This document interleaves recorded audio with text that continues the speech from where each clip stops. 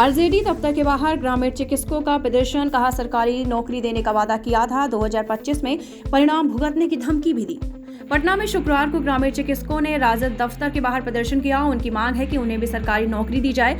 आशा सिंह का कहना है कि हमें सरकार की ओर से आश्वासन दिया गया कि अगर आप CCH कोर्स कर लेते हैं तो आपका समायोजन हो जाएगा, यानी कि सरकारी चिकित्सक बना दिया जाएगा, बट ऐसा नहीं हुआ। अब तक कोई पहल नहीं की गई। इसी को लेकर आज हम लोग राजद कार्यालय के बाहर पहुंचे हैं और सरकार तक अपनी बातों को पहुंचाना चाहते हैं।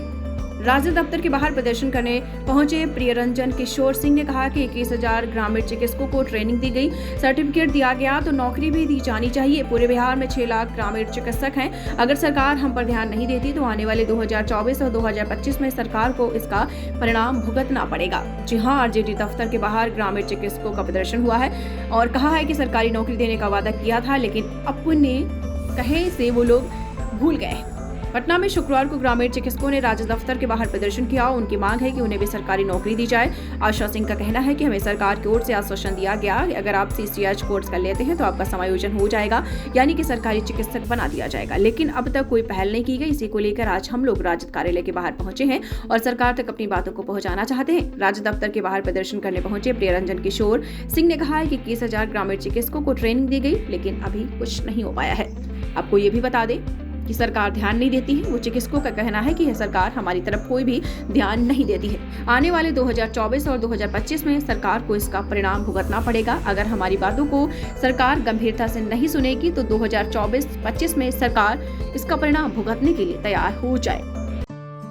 दीक्षांत एडुटेक लाया है दीक्षांत डिजिटल क्लास। दीक्षांत डिजिटल क्लास का उपयोग कर छात्र बना सकते हैं पढ़ाई को बेहद आसान और मजेदार। दीक्षांत डिजिटल क्लास को स्कूल में बैठकर देखना है तो पेन ड्राइव और स्मार्ट टीवी बनेगा सही माध्यम। चलिए अब ये भी जानते हैं कि दीक्षांत डिजिटल क्लास का फी स्ट्रक्चर क्या होगा।